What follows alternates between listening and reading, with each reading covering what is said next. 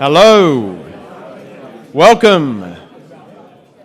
What a rowdy bunch. Julian did warn me. Thank you for taking your seat so promptly and for joining us at today's Sydney Mining Club event at this wonderful venue, the Establishment Ballroom, once again. My name is Steve Galilee. I'm the Chief Executive of the New South Wales Minerals Council and I'm your MC for today. Julian is unable to be here. He's working on a project somewhere in the far reaches of Queensland, so he's asked me to stand in for him today. And we know Julian's a very circumspect fellow. He doesn't like offending anybody or saying anything controversial that might get him into trouble. And I've promised him that I'll do the same, that I'll keep things as punchy as possible without getting into trouble, and that I won't outdo him with any jokes or controversial commentary. So I'll do my best. I know that also that I'm only the support act for the main event today, so I'll keep my welcoming remarks relatively brief. Time them probably just enough to ensure that our guest speaker can have some lunch. How's it going, Paul? You're okay? Good. And on that note, we should acknowledge our guest speaker, Paul Flynn, the CEO and Managing Director of Whitehaven Coal, who's kindly agreed to come along and speak to us here today. Thank you, Paul.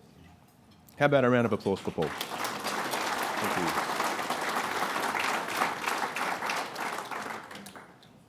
And I would also like to thank all of the sponsors that kindly support the Sydney Mining Club in their very special ways. Our sponsors are represented through their banners that surround us. If you could take note of those banners and the names of those sponsors, and if you could support them in any way you can, it would be much appreciated. And I know Julian will be very grateful too. So in my role at the New South Wales Minerals Council, I've been representing the mining sector now for almost 12 years. And it's a great industry comprised of great people making a great contribution to this state and to the nation. Here in New South Wales, as we all know, mining is critical to the New South Wales economy, making a significant contribution right across the state. This includes, last financial year, a record $16.7 billion of direct spending by our New South Wales Minerals Council member companies across the state, and the production by the sector of the state's most valuable exports, coal, gold and copper, which together comprise around 20% of the state's exports by value, including goods and services. Mining jobs are also continuing to grow across the state. This week, I won't say today because of shifts, but this week, nearly 40,000 people right across the state will go to work in jobs in mining. And that includes nearly 25,000 coal miners, a number which has risen from around 18,000 7 or 8 years ago. So we're seeing growth in jobs and growth in coal mining jobs across the state in our sector. And another 180,000 more people will go to jobs that in one way or another rely on some form of contribution from the mining sector. They may be working in some of the more than 7,000 businesses across New South Wales that are part of the mining supply chain and that share in some of that $16.7 billion that is spent directly here in New South Wales. And the industry is also continuing to contribute royalties to the Treasury of New South Wales and the people of New South Wales, with the New South Wales budget set to bank a record $5.5 billion in mining royalties this year. Prices for the New South Wales coal and minerals that we mine and export also remain strong, notwithstanding the falls that we've seen from the record global coal prices of 6 or 7 months ago. There are currently around 55 operating mines across New South Wales, and that includes around 40 coal mines. And while several currently operating coal mines are slated for closure over the next decade, most are expected to operate well into the 2030s and beyond driven by strong global demand for our high-quality coal. And some already have approvals in place to continue through to 2040 and beyond. Others may also seek to extend their operations subject to business conditions and global demand. We've recently seen a new underground coal mine commence production in the Hunter. The Whitehaven board recently approved commencement of early coal mining at Vickery, and we expect to also see a return to coal production at the former Dartbrook mine later this year. So the strength of our New South Wales coal sector continues, and I'm sure our guest speaker will have more to say about that shortly. The other 15 mines in New South Wales are metals and minerals operations, including some of the world's best gold and copper mines. And in this part of our sector, we have recently seen some very exciting developments. So far this year, we've already seen another 3 new metals mining projects get the green light to proceed. In February, Iluka's Balranald Mineral Sands project received a final investment decision, with construction expected to commence soon. In March, Aurelia's Federation Zinc, Lead, Copper and Gold project and Regis Resources McPhillamys Gold project both received development consent. And in April, the Bowdens Silver project also received approval to mine the largest undeveloped silver deposit in Australia and one of the largest in the world. We also have a strong pipeline of potential new metals projects in New South Wales, with another dozen or so currently at various stages within the New South Wales planning system.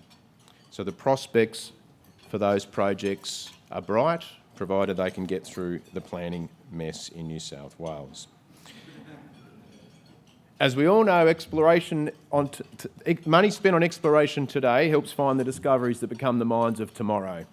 And over the last 5 years, spending on mining exploration in New South Wales has almost doubled, from around 180 million in 2017 to around 350 million last year, reflecting strong exploration activity across many commodities, including gold, copper, base metals and coal. So this is also a very good, positive, strong indication of what lies ahead for our sector and the future prospects that we can take advantage of.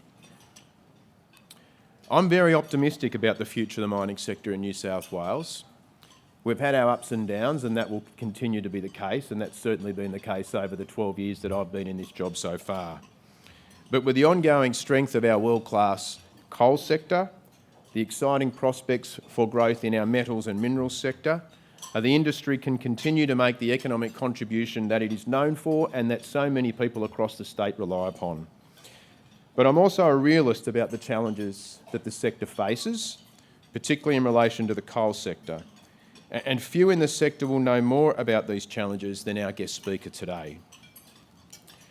Paul Flynn has been on the board of Whitehaven Coal since 2012 and CEO and Managing Director since 2013.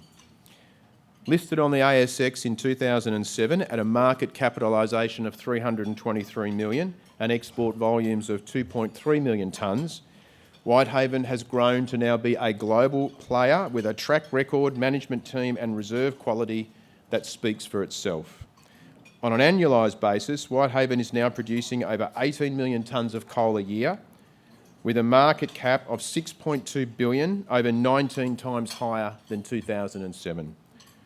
The availability of high calorific value thermal coal remains tight due to strong demand at a time when long-term supply continues to contract as governments across the world put the brakes on new greenfields developments.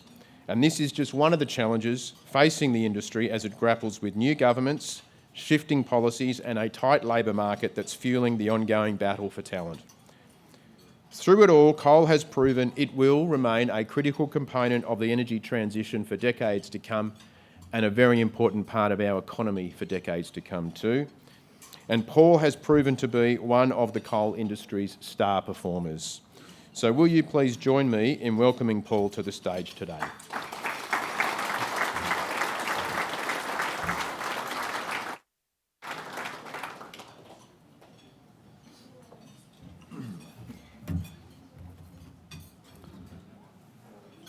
Afternoon, everybody, and Steve, thanks for that that very glowing introduction, and overstated as it is, I was happy to have it in any event. Thanks everybody for attending today. That's very pleasing to see so many people together. It's always nice to see people face to face, and it seems like these forums are gathering momentum, I think, in terms of face-to-face participation, which I think is very positive. So thank you to Julian and his team for inviting me to come along, and again the sponsors, thank you very much for making this possible today, and Steve again for your introduction. I'm Paul Flynn, CEO Managing Director. Have been there now, as Steve mentioned, since 2013 in this current role. I was on the board for a little bit before then. And I've been asked to talk a little bit about the outlook for coal, the market, how it's going, how coal is travelling within the public discourse within the country and in global markets. And I thought I'd just extend on that a little bit to markets more generally globally, how we're seeing our customers react to shortages in supply, new additions to supply, but with ongoing demand. So I'm going to cover a few areas like that today, and hopefully leave some time left over for Q&A as well.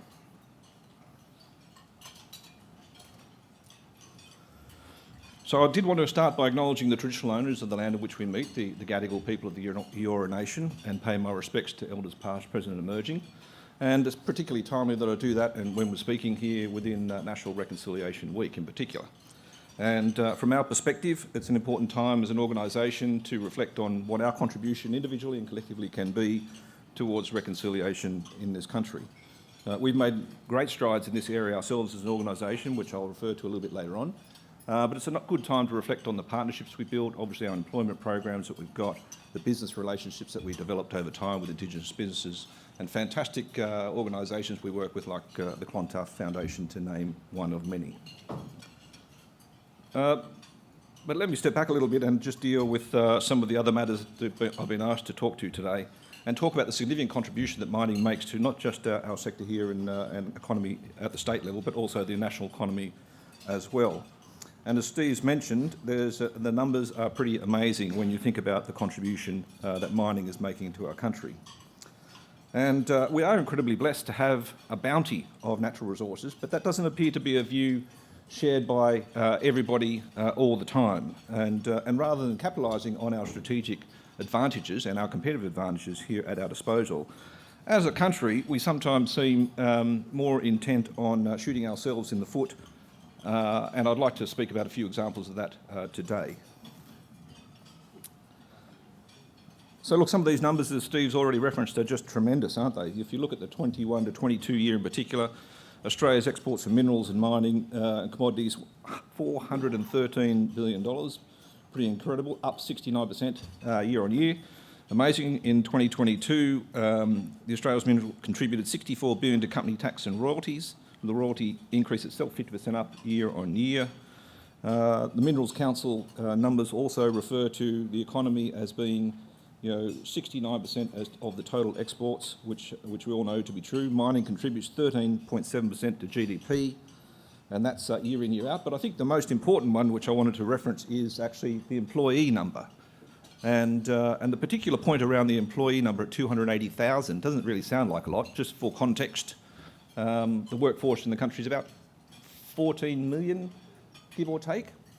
So when you think about 2% of that number, 280,000, and the benefit that's derived from the deployment of those valuable people in this sector, the generation of wealth for this country is just staggering. And it bears comparison with, I'm pretty sure, every other sector in the country. No matter how popular or attached to the zeitgeist it might be, the resources sector just plugs away, and from a productivity perspective delivers more than I'm pretty sure any other industry per person deployed than anyone else going around. So it's always good to attach these numbers to some base when we're comparing them, and I think that employee number is a very good one to highlight some of those advantages. And this type of data gets little fanfare, and I saw that everyone would have seen the recent budget announcements and with the first budget from the government, the federal government that is, and there was very little fanfare accorded to the contribution that the mineral sector had made to putting the government in a better position than what they expected. I mean, that's not surprising given their disposition, but it is annoying given the contribution that we're making with some pretty impressive numbers. The economy and cost of living pressures are obviously front of mind with rising interest rates, inflation, and pressures at all sides. And of course, COVID has caused us lots of difficulties there, not just here in our country, but across the globe. But the resources sector has remained a fantastic contributor to the economy throughout all this. In the last 10 years, the minerals sector has contributed 21% of GDP, and that's totaled $295 billion in company taxes and royalties during that period. We at Whitehaven have been doing all right as a result of that, so we can't complain, and we're very pleased with our contribution.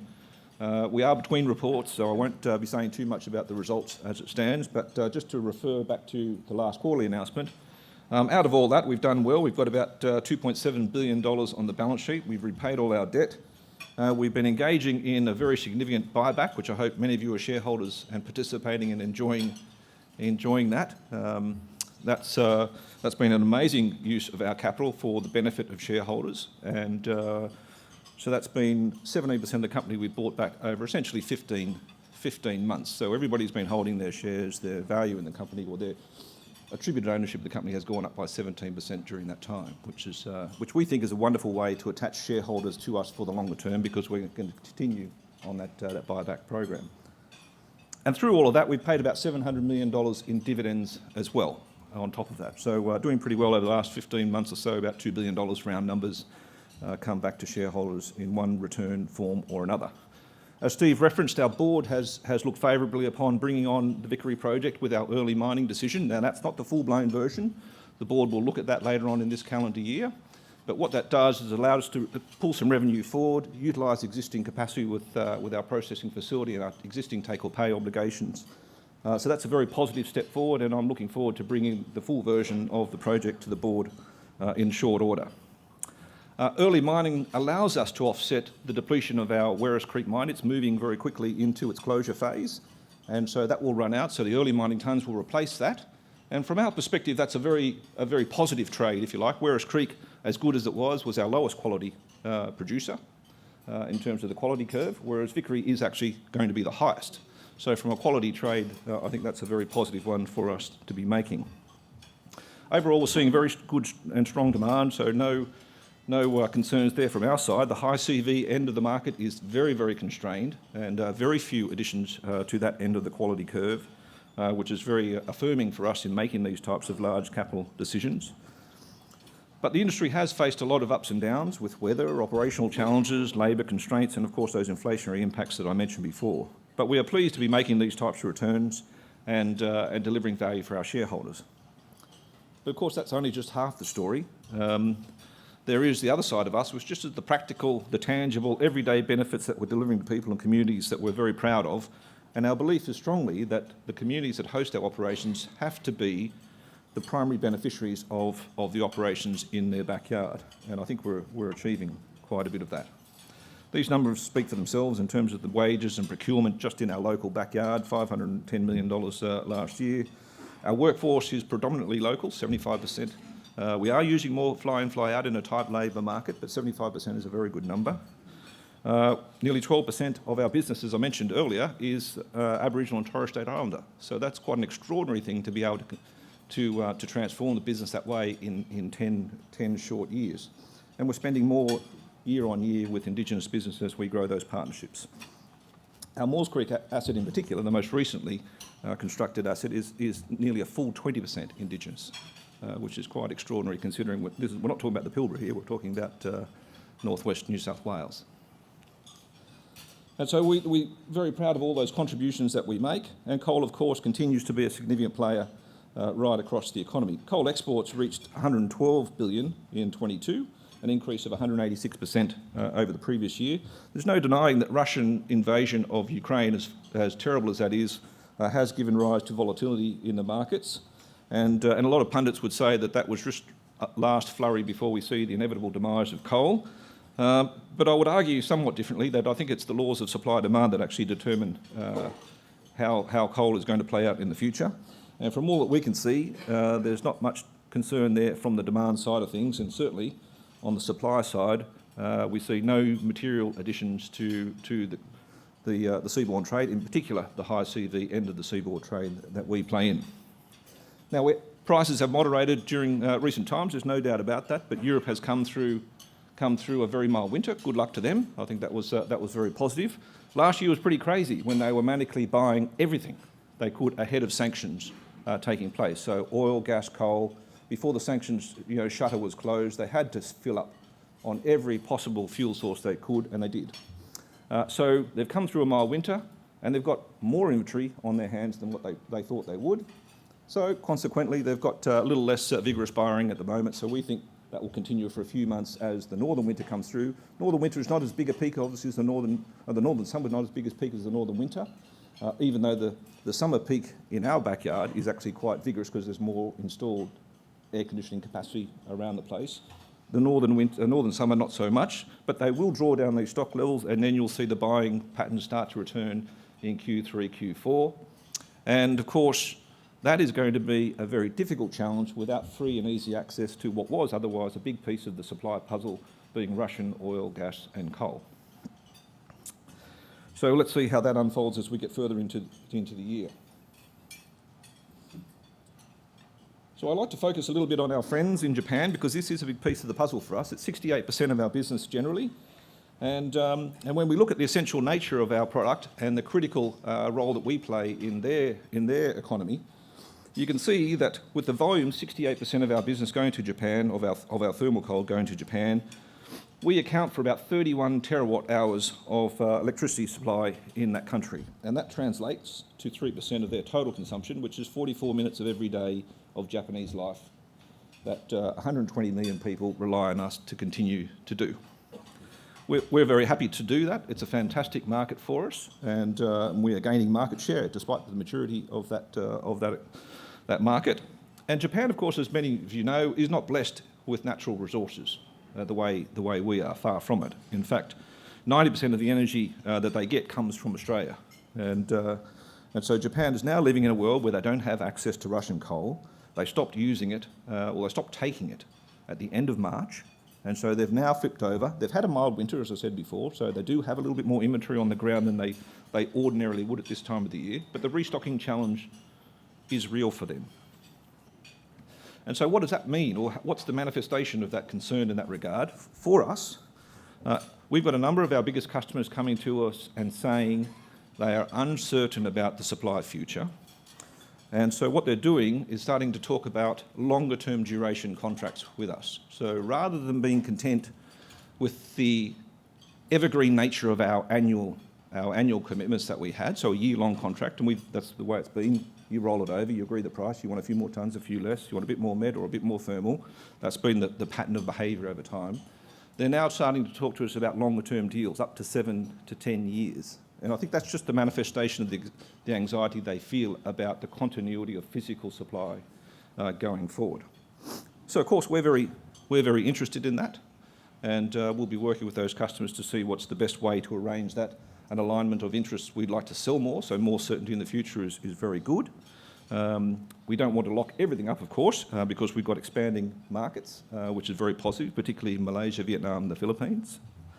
But that is very interesting to us. Now, they are building new power stations. There's about 3,000 megawatts of coal-fired power stations in Japan being built. And so over the next couple of years, actually, there's the commissioning of about 3,800 megawatts. The 3,000 is replacing older. There's an additional 800 in there that's incremental. So that needs another, call it, 8 to 9 million tonnes of coal per annum for the next 40 years. So where that's coming from, I'm not quite sure, because obviously, as I mentioned, there's a very tight market, and additions to the high CV end of the quality curve are few and far between. Why do they want our coal? It's because our coal has the lowest carbon intensity of any tonne of coal consumed in the seaborne trade. And if you take our old stations, and I know there's often reference to our brown coal stations as reliable and as good as they've been in Victoria, the power stations that we fuel give a 44% reduction in emissions per tonne of coal consumed relative to them. And that's why our Japanese customers buy it, because we're helping them on their emissions reduction pathway. So as I mentioned, another key point of this is they do have a big footprint from a growing coal-fired fleet. But another point here is that their fleet in Asia generally is about half the age of the Northern Hemisphere fleets in Europe and America. And so with a 40-year life for these new assets, but only half the age of the assets of those other jurisdictions, they're going to be around for a long time. And no new supply, as I mentioned. Now, the International Energy Agency has referred to the paucity of additions in this regard in terms of new supply coming to the market. And in this slide, we refer to this end of the chart. You can say 2023, the estimate there. They're saying about $105 billion is being invested in new supply. But that's basically in China and India. And that's really just to satisfy or trying to keep pace with domestic rise of consumption in both those important jurisdictions. However, you shouldn't be fooled into thinking that that's going to be enough to sort of satisfy the needs of that, because it's not just them, but it's other people who don't have the capacity, the indigenous suppliers of coal to be able to exploit, who are increasing their consumption at the same time. And the IEA then goes on to say that those other people are going to require 58% more than what they're currently consuming as they look through that same outlook period. I think I've got a slide here that points to that. Yeah, just the delta there between the growing demand out to 2050, 58% more than what it is, and of course mines who are operating and those which are probable and possible, which we all know is a very difficult game to play.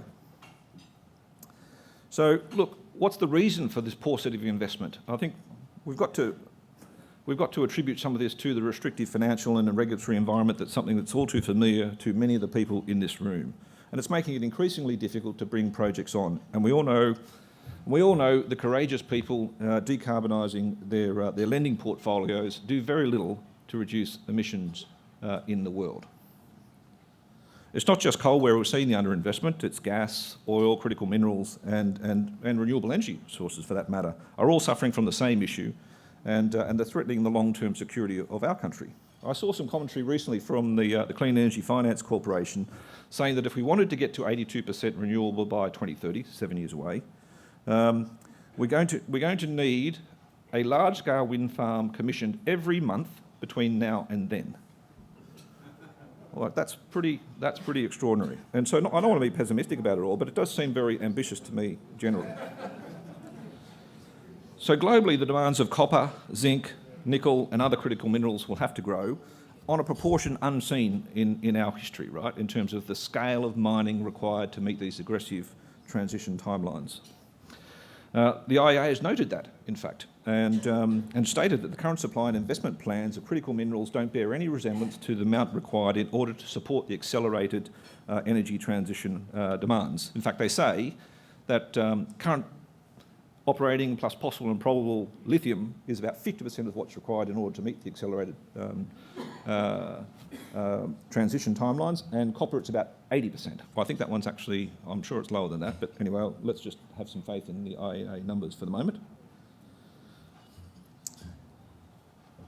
And so that's the ramp up that you can see that I've just referred to. Now, in a moment of unusual candour and the IEA has then gone on to state that it takes about 16 and a half years to go from discovery to first production for any of these projects. And I thought that's an amazing admission for the IEA to say that, because they don't generally give you that level of clarity. They just say, we need this, we need this, we need this, and it can all happen and it's all easy. But at least now they're starting to fixate on the fact that we have a major disconnect, I'm sure many people in this room will agree, major disconnect between the worthy aspiration as it is and the practical reality of delivering. And I think that's the challenge we have here, and I want to talk about more about a policy, from a policy perspective as well. So the likes of coal, critical minerals and everybody else is going to be required for a hell of a long time in order to underpin these development timelines. Now, from a political perspective, our industry is an interesting place. I'm sure many of you will agree. I mean, we've got a new state Labor government here. We've got a new federal government that's just had its first anniversary. And whilst they all make wonderful statements about their support for the resources sector pre-election, they all continue on to pursue a suite of green policies that have significant impacts on our industry and our workforce. At a state level, we've got the coal reservation policy. That's a very helpful addition to our energy policy framework. And the potential for more Queensland-style royalty changes, which is obviously the spectre of that, is pretty disappointing. And then the challenges, as Steve referenced, of a convoluted planning process, which is never there really to help.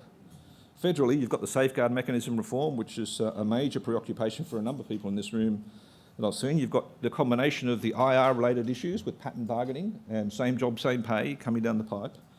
And then you've got a federal EPA to contend with as well. So I don't think life is going to get any simpler. Now, as everybody knows, all this conspires to make it more difficult to bring on new products, which makes the commodity prices go up for those who've already got production. Tick.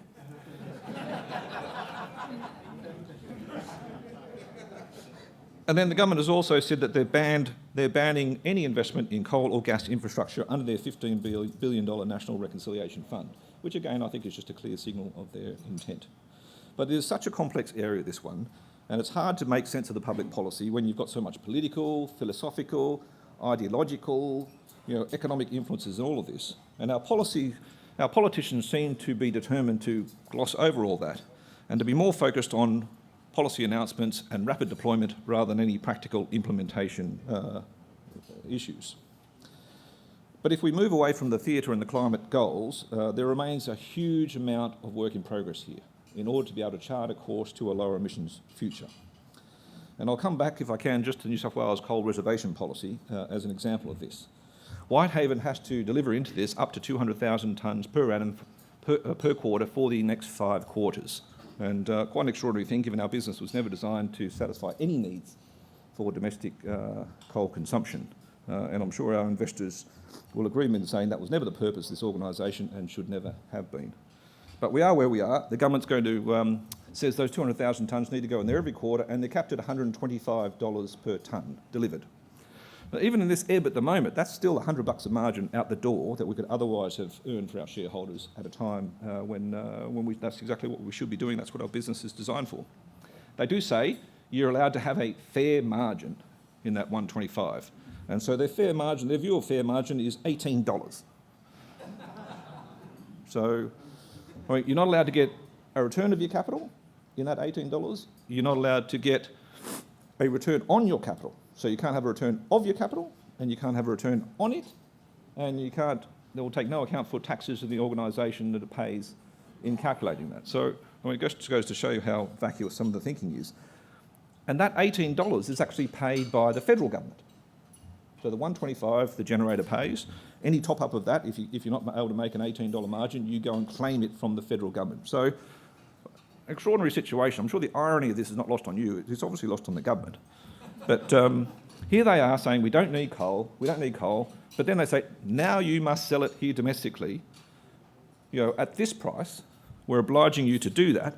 And if you can't make a fair margin, a meagre $18 in all of that, then the federal government picks up the tab. Oh, it's just crazy.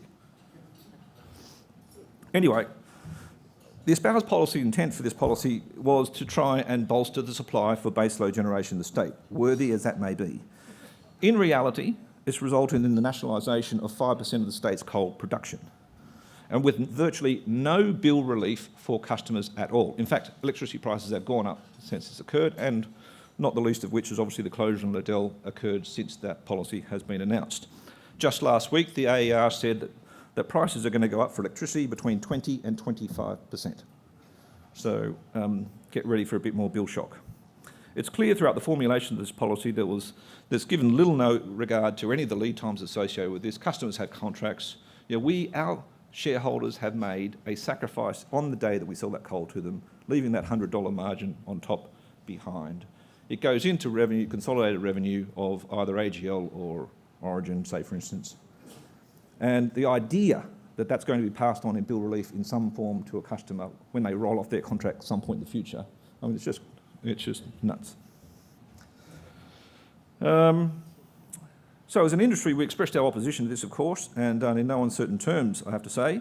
And even our investors, co-investors, the Japanese, made a lot of noise about this, and you'll recall the comments from the ambassador about this, saying that he's hearing the words sovereign risk come out of the mouths of many of the investors who are in our projects and also many of the projects for others in the industry as well. History has shown that price controls by government, by definition, is picking winners. And it doesn't work long term. Does anyone really in this room really think that by imposing a cost on suppliers, you are going to generate more supply to alleviate the concerns they currently have? I'm pretty sure most people wouldn't agree with that proposition. But that's exactly what Matt Keane did when he designed this policy, which must surely be the most counterproductive, contribution to energy policy, in this country in the last decade for sure. And I should say at this point, Whitehaven is supportive of the Paris Accord and the emissions reductions future that we all strive for. But what we are pointing towards here is a disconnect, a massive disconnect between the practicality of delivering and what that worthy ambition is. Here in Australia, we're turning off coal-fired baseload power stations without securing the replacement sources first. I mean, that's just the crazy part of it. I don't understand how people sort of say, and you see politicians saying it today, we're going to install a battery here and we're turning off a generator there. And I'm sure everybody here understands that that's just evidence of that major disconnect. The New South Wales government acknowledges itself there's blowouts in the construction of their new renewable energy zones, some of which actually won't be in place until after the Eraring power station closes in 2025, if they're allowed to do that. That is 25% of the state's power, by the way, so the idea that closes in 2025, well, I don't think that's possible. But they seem committed to be able to do that. Let's see what the new owners want to do. Snowy Hydro is looking pretty difficult. Every month goes by, we get another cost blowout and a time blowout. So, I mean, that's not looking very positive at all. But you'd think we'd be able to learn some lessons from people abroad who've gone through all these exercises in the past. Germany would be a good case in point because they've spent a hell of a lot of time, effort and money in what they see as transitioning to a lower emissions future through their energy wind policy. And when you look at what they've done here, they've expended extraordinary amounts of money, hundreds of billions of dollars, and essentially, if you look at this curve, basically their output has not changed over 20 years after having spent all that money. They've changed the mix, no doubt about it, but they haven't changed the output at all. In fact, what I should have probably done is overlaid across the top of that a line which shows you over that 20-year period, with that hundreds of billions of euros have been invested, what the installed capacity actually is, in the nameplate installed capacity, because that would be even more telling, because that's way up here, because the capacity factors of obviously the intermittent sources of energy is much lower, so you need a multiple of a baseload generator in order to try and replace something, even if you could. So I hope that point is understood.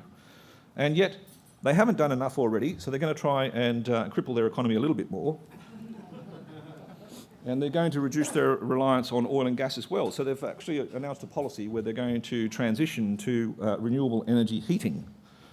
And so what they want to do is make sure that 65% of all your heating is now from renewable sources. And so 75% of all households in Germany use oil and gas for their domestic heating. So that's an enormous task, enormous capital that's going to be required to do that. Now, not to say it's not worthy and everything, but the notion that we're going to have cheaper energy as a result of these things, I think people just need to, digest that a little bit more. Again, my intention is not to criticise the pathway or to criticise Germany in particular. It's not about that. I'm just saying that we need global commitment, we need cooperation if we're going to meet some emissions reduction pathways in the future. But we should learn from each other's experiences, and it just seems here in Australia we're just not capable of doing that. Safeguard mechanism, as I mentioned before, is a classic example of that. It's been well reported that the government's going through their consultation process. That's an interesting experience for anyone who's involved in that, I can tell you. But we are coming to the pointy end of that policy formulation now. We have two facilities, Maules Creek and Narrabri, which have been reporters under the NGES framework in the past, so they're part of the safeguard mechanism. And it seems lost upon the government that there is a massive distinction between the emissions reduction profile of open cut mines versus underground mines. And the key difference there in a lot of instances is one is very well measured, the one that's underground, you can measure the gases obviously very easily, whereas the open cuts are a big open surface and it's more estimation rather than open cuts. But the government doesn't want to seem to acknowledge that difference, and so we're going to have to continue to push very hard on this one to arrive at a sensible outcome. Otherwise, we'll be doing, as I said before, another opportunity to shoot ourselves in the foot, which they seem to be very keen to convert on. So we're trying to inject a little bit of rationality and common sense in all of these discussions. And as we all know, the impacts of this is going to be intergenerational. There's lots of use of that term, but this will have an intergenerational effect on everybody. You know, I use the case often about our solar penetration, which is very good on a per capita basis here for rooftop solar on people's houses, but that didn't happen because people paid the full tote odds on their system, right? It was the rebates that did that. But the rebates go onto a balance sheet of the government. Now, if it was an commercial organisation, they just go broke and you'd write it off and you'd reset and off you go again. But the government can't do that. They obviously have this as an accumulated position on our national debt. Somebody has to pay for that at some point in time. But if we seem to want to stifle the production of Australian coal by bringing in things like the safeguard mechanism, which says you've got to go down 5% of your emissions every year in order to get to our target at 2030, let's remind ourselves that in the absence of Australian coal, emissions globally go up. We've got the best coal in the world, lowest emissions per tonne of coal consumed, Whitehaven even better than the Australian average. But if you lose that from the market, it's going to be replaced by others with lower quality coal, such as Indonesia, say, for instance. And so all these impacts seem to be forgotten when we're talking to the government. Now, the government would do well to start thinking about who's on the other end of the supply chain. And it's not just about Whitehaven or other coal companies and what they're selling. Think about the customers, our trading partners, our allies, and think about how they would feel about jeopardising the continuity of that. And this is something we're very cognizant of when we speak to our customers, and as I mentioned to you before, they're concerned about the long-term continuity of supply and obviously asking us to think about a longer-term arrangement than what we've done in the past. Adding on top of that is obviously India. And India is obviously a big piece of this puzzle and was here only a week ago visiting when Modi's visit came here. I think that was obviously affirming that it was a big priority for the Albanese government to want to draw the country closer to the opportunity of India, and I think that's eminently sensible. I mean, China obviously has been the focal point for us for a long time, but India is taking over that role because our relationship with China has obviously been a little bit more strained, but India is rising and rising quickly. You know, it's the third largest producer of electricity already in the world. I mean, it's enormous. We are the largest supplier of coking coal to them. We sell more to them than India, and that happened long before the unofficial bans occurred. So our position with India has been, you know, solid for a long time, and there's a lot of synergies between our countries in terms of why we should seek to foster this relationship even further. There's a huge strategic opportunity for us as a country if we can play our cards right. So I've talked a lot about thermal, but with the introduction of India, I wanted to talk more about the met coal opportunity, and that's where I think there's a huge opportunity for us here. We export about 80% of our coal into the thermal markets and 20% generally. Lately, semi-soft prices have been lower, so we've been selling more of that into the thermal market than we have historically. That will revert as met coal prices recover. That is the beauty of our coals at Maules Creek and Vickery when it's open. It can switch between those two markets very handily. But the trend is there. Coal accounts for 74% of Australia's exports to India, and of which 71% of that is coking coal. And Australia's contribution to that is 7 times larger than its nearest competitor. Now, India wants to reduce its emissions and wants to target net zero emissions by 2070. So there's a huge opportunity for the next 50-odd years here to help them do that. So strategically, we should be looking at that very closely and finding a way to bind ourselves more closely to not just that country, but who is actually our largest migrant population in this country. And so there's common sense there all round if we want to take that up. You can see that climate, through the announcement of the Climate, Critical Minerals and Clean Energy Transformation Compact between Australia and US, which sits aligned to the needs of the Quad, which obviously India is part of. This whole concept of critical minerals is an interesting notion in terms of what it is that the country values or wants to invest in. And in fact, this one always intrigues me because I think it's like beauty. It's in the eye of the beholder. You know, so what is critical? You know, critical is as I define it. And if it's critical to you, I'm pretty sure that 44 minutes in Japan of our coal going there is critical to them. I'm pretty sure.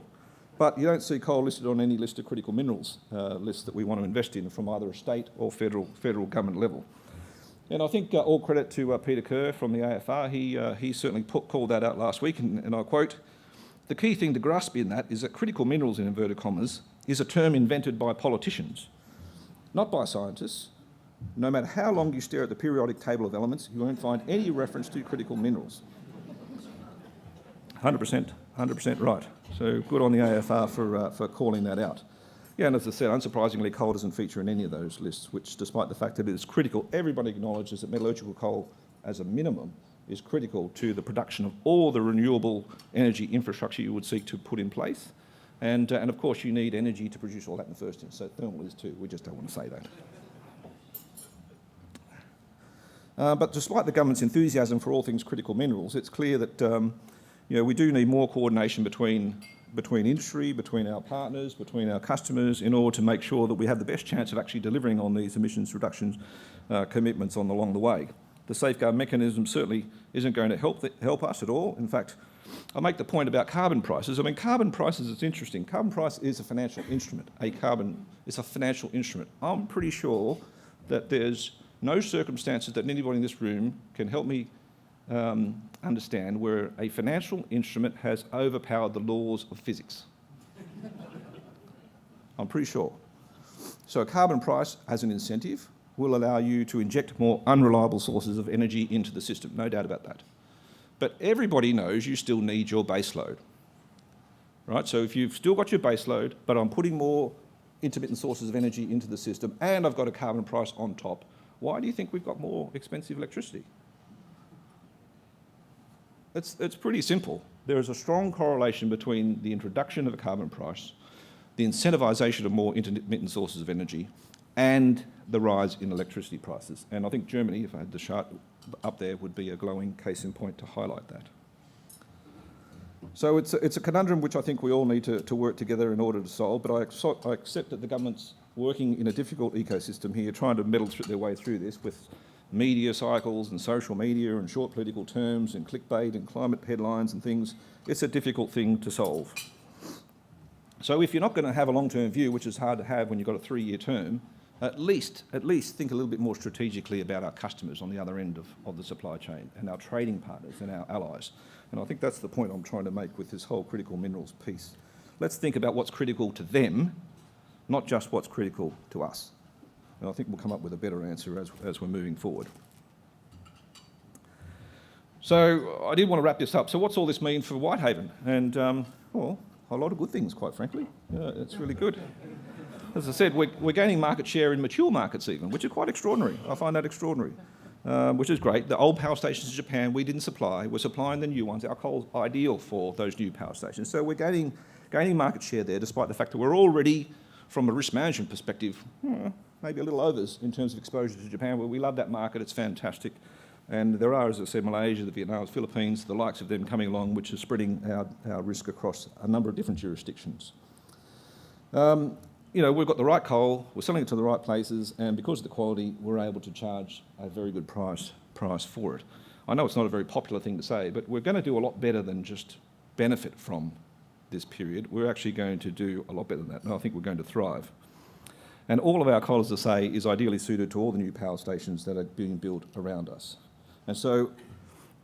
And with no new supply coming to the market, other than very, very small additions, our Vickery project, say, for instance, is material for us, fantastic in terms of material additions into a very tight market, but it's immaterial when considered against the backdrop of the global seaborne trade market. So it's not going to impact the pricing, but we're going to have more tonnes to be able to deliver to our customers for longer. And also from another investor standpoint, obviously with these higher prices, that allows us to increase our returns to shareholders. So our very aggressive buyback will continue down that path, and dividends will flow at the same time. And so whilst the industry has a lot of challenges, it does make it more interesting and it does make it busy, and everyone likes to be busy. So from our perspective, we think there's a very bright future, and we're very excited about the prospects for the company with our growth and expansion. So I thank everyone for indulging me to be able to drift across a whole bunch of topics today. Maybe not what you thought you were going to hear in terms of results or something from Whitehaven, but we are in that report-to-report period, so there's not too much new that I can say about that. But I trust you've all enjoyed at least part of what I've had to say, and I'd be happy to take any questions, Steve, that anyone wants to ask. Thank you very much.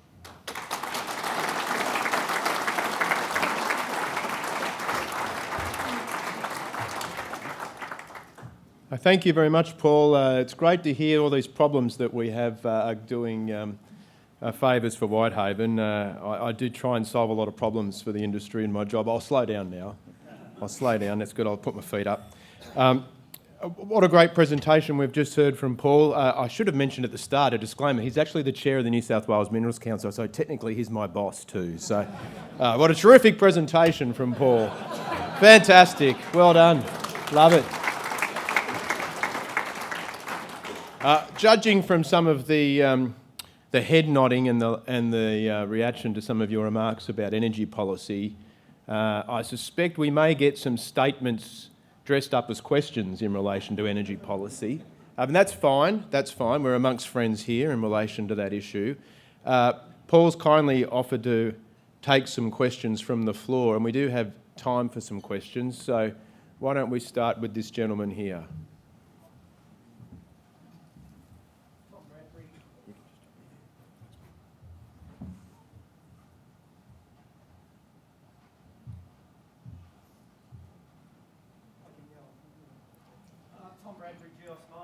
Thanks, Paul. Very interesting. Thanks, Tom. Do you feel that Whitehaven has any new areas that may have the potential to be explored and developed in New South Wales going into the future, or do you feel there are sufficient resources and reserves at their current operations and tenements to sustain them well beyond 2030? Yeah, thanks, Tom. Good question. Thank you. We're in the very fortunate position, Tom, that our mine lives are longer than the average of the industry generally. And so Narrabri mine, so for instance, out to 2044, Maules Creek can go to 2050 plus. In terms of expansions, the government's realised this also, that obviously they like the royalties, the state government, and so they've realised this also, but they know it's very difficult to open up new areas for exploration. So their focus is really around offering augmenting additions to your existing facilities, which is sensible. And so in our instance, we just recently, some may have seen that we did acquire an uncontested piece of ground immediately contiguous to Narrabri to the northwest, a large area which we could easily access from the existing infrastructure underground. Now that's nice. We've already got to 2044, so we've got a lot to do there before we open up that one. And there's plenty of coal around Maules Creek as well, plenty. So, and that's before I talk about Vickery, and Vickery in its small form, blessed by the board, fantastic. The bigger version, we'll put before the board before too long, as I mentioned. And then we've got reserves, we've got underground reserves there as well, if anyone who's picking over our reserves and resources statement, which sit outside both those elements of the project. So from our perspective, there's plenty of opportunity to keep the ball rolling here. And I know a lot of our peers feel the same too about incremental additions to their mine lives by essentially applications to expand in a brownfields capacity rather than greenfields. Greenfields is hard, right? It's 16 and a half years, as the IEA acknowledged. That's a familiar experience, I think, for most people who've tried to do that. So that's keeping the lid on the extra supply, despite the fact that the country could produce a hell of a lot more coal to meet Asia's needs if they wanted to. Who else we got here? Yeah, Graham Cartwright, Paul. The trading between thermal and coking, I guess we had a disruption that thermal flipped, which I guess is interesting from the supply you've got from Maules and potentially from Vickery. Yep. How do you, and you mentioned longer term contracts, I presume you're thinking more the thermal guys there. Yep. How does that all sort of play into your thought of where does the balance between those go, and how much do you go from the playbook of say 5-10 years ago saying more met? Do you sort of balance that off? Yeah, that's a good question, and it probably take me longer to go into it deeply, but I'll just summarise how I think about that. We obviously we're blessed in the sense that our coal can move. It's got coking properties enough to go in a semi-soft, but it's got very high energy, low ash, low sulphur, very clean product that can go into the thermal market. And so we can switch between that. And so the contracting piece, as you mentioned, is actually the most interesting part of that, because you don't want to be so heavily committed long-term, despite what I mentioned about customers saying they want 7 to 10 years type things. You don't want to put so much of that into one form or another that you don't have some ability to play in that space. Now, the third important limb of that, that decision tree, if I can call it that, is the blending opportunity that goes with having such a very sweet product. So I can sell it to your thermal, I can sell it to your semi-soft, or we can take that same product and blend up a lower rank coal. And the spread between the lower rank end of the market and the higher end has been such that that's been a very lucrative thing to do as well. So you don't want to commit yourself so long so that you have everything out there and remove all the flexibility from your business to be able to play each of those other two strings to the boat. So met coal prices are back up again. The semi-soft prices still is looking better, not great. It's still in the game, so we've got more inbound interest on the semi-soft side. The low ebb of our semi-soft sales in more recent times, because of that spread not being sufficient to warrant us selling there, is changing. So in the new year, you'll see us sell more into the semi-soft market, I'd predict. But you don't want to be so heavily committed that you can't maximise returns for shareholders by having optionality between those three limbs of that decision tree. Yes. The end of the speech you mentioned about the met coal. So, but I look at the in your production mix, like your the met coal only about 6%. So there's a meeting report about BHP going to sell 2 of their met coal mine. So they were talking about Whitehaven is one of the top bidder. So are you able to give us some share some but even I don't know, you cannot disclose that private conversation, but if that go ahead, how are you going to fund your acquisition? Are you going to raise sell new shares, or are you raise your debt? And the second question is one of your the biggest mine of your the biggest asset of you is the Maules Creek, and I look at the last year you had a 11% decline, and also the latest quarter is about 23%, and especially the stock is very low. We're talking about 80% decline. So if you cannot raise the production, going forward, basically you're going to run out of stock. Thank you. Thank you. So I've got those 2 pieces of that question. Thank you for that. Both interesting. I'll deal with the last one first, because that's probably the easiest to deal with. Yeah, Maules Creek, all our mines had a very tough time in last year, no doubt about it. The first half of the year was extraordinarily wet, and obviously that's not very good for open cut mining. Narrabri sailed right through that underground mine, very good. And so we were happy with that performance. But since that time, we actually lost access to Maules Creek, not the mine damaged in that way, but just the highway went under water 6 times in the 6 months to 31st of December. So production, we couldn't get people there. So you have to evacuate. If you lose the highway, you've got to evacuate everybody. And so we did that, of course, safety first. We did helicopter people into the site to make sure that pumps and environmental compliance and all safety-related matters were dealt with, and even loaded some trains during that time, but it was very difficult, and as a result, production has come off. Now, we're not the only ones here. The whole industry was affected by that in New South Wales. If you look at the export tonnes going out of New South Wales at the moment, on average, a good year is 155 to 165 million tonnes. This year, we're on course to maybe 125, maybe, like a big reduction. So it's not just Maules Creek, it's right across the board. The last quarter, as you mentioned, more difficult for us because we're trying to move out of this wet phase and just moving the water around our site, because you're not allowed to discharge the water off the site, so your pit's got water everywhere, and that just brings with it a loss of efficiency, of course, and then finding all the people necessary to keep everything moving has been challenging. So Maules Creek's now close to fully manned, which is great. So we have been able to, as I said earlier, fly in more people out of Queensland, which is very positive. So I feel like that's heading in the right direction. In terms of your other question, yes, we want more met coal in our mix. That's why we've got Winchester South. Very pleased to be working our way through the process there. It's taking too long, of course.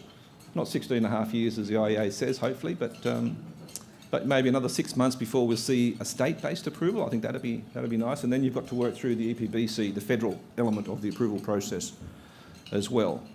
And so we've got our Vickery project, which has received its blessing in its smaller form, may soon also get blessing from the board in its larger form. And then call it 2 years behind that, you've probably got Winchester South as well. So any discussion about M&A from our perspective has to, we look at all things, don't get me wrong, we do. I mean, that's what everybody does, so we do that too. But any discussion around M&A has to stack up against the other options we have. Now, as I mentioned, Vickery, Winchester South, we think both those are very good opportunities for deploying excess capital. But then you've got the very obvious benchmark, which is our buyback program. There are very few things that we could do that are more compelling with surplus capital than buy our shares.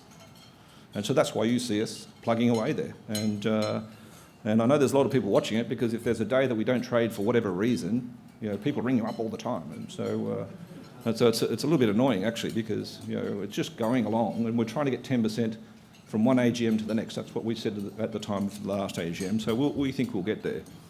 So anything we do in that regard has to stack up against those alternatives. And as I say, we're very happy with the buyback. We're very happy with the dividends. Our internal growth options are very compelling. And, but I can't control bankers spruiking up who's in what process, saying whatever about what, so. I think we have a question off the back. You've gone a long way to explain the benefits of thermal coal to the economy, but have the coal companies considered explaining the benefits of coal to humans, including school children who are being taught that coal is evil and it kills you? And would you also consider recommending that Australia build the sort of coal plant that Japan is now building, but in a marketplace free of the subsidies and mandates that have subsidised for renewables, that have subsidised, that have sabotaged our existing coal fleet? Yeah, they're very good and important points. Thank you. Thank you very much for that. The industry needs to do more in terms of educating the whole community about the use of coal, the benefits of coal, why it's good for us as an economy and the world more generally. And that extends from individual companies such as us doing more, our industry associations that we're part of. Steve and his team does an excellent job in that regard. The programs that we have going around schools is very successful. And we agree with you 100%. We need to start early, because they are being indoctrinated with an alternate view that is not, quite frankly, factually based. And so there doesn't seem to be any balance in that discussion at all. So more needs to be done in that regard. And industry associations, I think, also have a role, but each individual company needs to stand up and assist in that regard. So we're very motivated in our own backyard with the schools all in our region. The associations are spreading it more generally, and the national body also does a lot of work in that sense as well. But more needs to be done, no doubt about it. And the second part of the question? Power station. Wow. Well, I think the first thing we could do, how about we don't close anymore? Forget the building of something. Like, just to close it. Eraring cannot be allowed to close. For my sins, I used to do a lot of work in my old life in the electricity sector. I have a reasonable understanding of how this works. That cannot be allowed to close. And anybody who does that needs to be drawn and quartered. I think that will be sacrificing reason, and we'll all pay for that. So I think that's a problem. Building another one, if you'd asked me that 10 years ago, I had hoped, naively, reason would prevail. But I've pretty much given up on that now. I think there isn't a lot of hope for that now, a new coal-fired power station, regardless of how compelling these power stations are. It's not just in Japan. China has excellent ultra-supercritical power stations, Japanese equivalent in emissions. And so the CO2 emissions are fantastic. The NOx and SOx emissions are as good as gas, same as Japan. So that the pollution issue is solved. It's really just the CO2 relative to the gas alternative. For the reasons I've just spent a bit of a while talking about, I think the answer, unfortunately, to further baseload energy when the crisis inevitably comes and we're having blackouts, the quicker answer, unfortunately, is gas turbines. That's how I feel about it, because the power station just takes longer. Coal-fired power station takes longer to get approved and built, and I just don't think with 3-year political terms anyone's got the gumption, to take that decision. And and they just want to get elected, in 3 years' time. So, and you can't build a power station in 3 years. So I just feel like that's problematic. I don't want to sound defeatist in that regard, but you've got to be realistic at some level. Sorry. We've got time for a couple more questions. I think Bede over here has a question. Bede Boyle for Paul. Follows on really from the last question. It's a question for you, but it's a job for Stephen. You mentioned that critical minerals is a political statement, not a metallurgical statement. I note in Europe that coking coal is a critical mineral, and that actually occurred before the Russian invasion of Ukraine. Do you see any hope that that clarity could be brought to government here? And Stephen, are you and Ian going to pick up the cudgel? You go first, Paul. Bede, it's a good question. I think the difference between met and thermal is obviously lost on a lot of people, not in this audience, of course, that we're speaking to educated people who have been in the industry for a long time. So we need to do more in that regard. Comes back to the same question again, education about the valuable uses of coal. And it's not just steel and it's not just power generation, it's cement as well, the critical nature of cement. Has anyone come up with an answer to the substitution of coal in cement making? If we're going to urbanise so many people, throughout our region, then these things are critical to the future for all. So I think education is part of that process. Steve and his team, and then at a national level, quite frankly, it's not just New South Wales. The MCA needs to play a role in educating those there. Look, it's just a four-letter word, isn't it, coal? It's troublesome, and it's not as if we haven't been at this for a while, trying to convince people otherwise. It's just the politics of it are fraught. Unfortunately, I think we need a little bit of a crisis here, unfortunately, to get a bit of realism back into the system. And that is sad to say, because you think people in elected positions are actually employed to think about the national good, not just on a 5-minute basis, but in a 5, 10, 50-year level. And they just don't seem to be doing that, given political cycles the way they are. That's Steve. Thanks, Bede. I have a couple of other large coal producer members who may have a different view in relation to the classification of coal as a critical mineral, given it may invoke some Foreign Investment Review Board rules. So I'll have to take a rain check on that one and consult with my membership. And we have a board meeting this afternoon, so maybe we could discuss it there, Paul. And on that note, we'll have one more question before I end up having to work late tonight. Thanks, Paul. You mentioned earlier before in your speech around bringing some clarity, some common sense to this particular conversation. In the US during the month, I think 23 Attorney Generals wrote to insurance companies in Europe and necessitated the response that they were clearly after, talking around the legalities around anti-competitive behaviour, around doing this to strangle an industry generally. Obviously, common sense is not really working too well right now. Activism is a strong legal approach. Is that a framework in which we could potentially start creating a narrative around genuinely how legal are some of these decisions being made? Yeah, I think that's really important. I think being more pointed, whether it be legal or otherwise, I think is required here. So a little bit more front-footed, a little bit more strident in all these necessary efforts to try and balance this discussion a little better. I do think we saw the same announcements in terms of those changes. That's very positive. There's quite a few of them now. But you've got a bunch of banks as well who are the worst offenders in all this, as I said to you before. I mean, decarbonising your lending portfolio doesn't do anything to change the emissions profile of the country. It's just a joke. And it might make you feel good at your next AGM because you don't get a question about whether or not you loaned any money to a coal company or not. But I mean, that's such a weak position to take, and these are weak people. There's not a lot of courage there. So from my perspective, thank you. Yeah, from my perspective, the money matters though, and I think the more you've seen it not just in the insurance space, and I categorise them as the money. So it's not just there, but you're also seeing the funds management space as well now.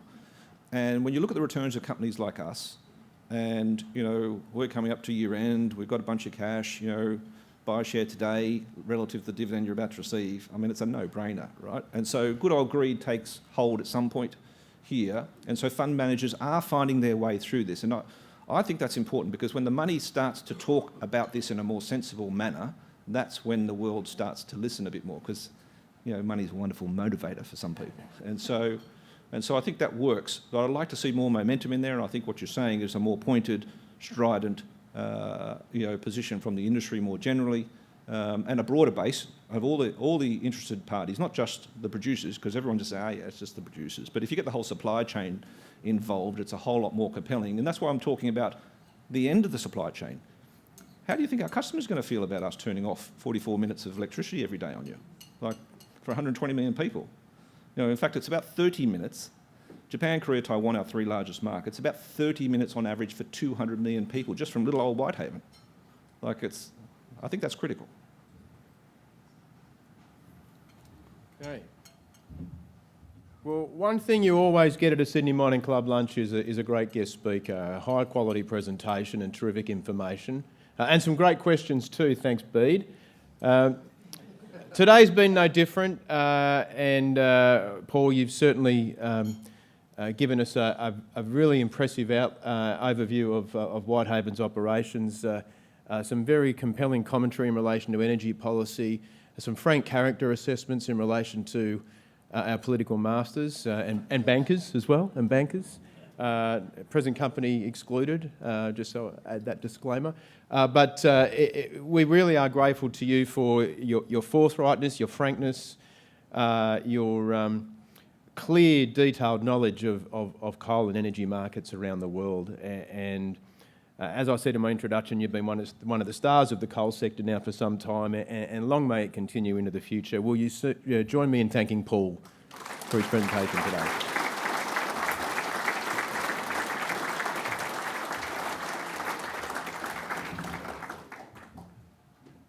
So that brings an end to our formalities today. Thank you for staying with us. Another thank you to our sponsors. If you think I've done a reasonable job, please let Julian know. Text him and tell him I was brilliant, and wish him luck on his project in Queensland. Hopefully he'll be back for the next Sydney Mining Club event, and hopefully you will be too. So thank you for joining us, taking the time out today, and we look forward to seeing you at future events. Thank you.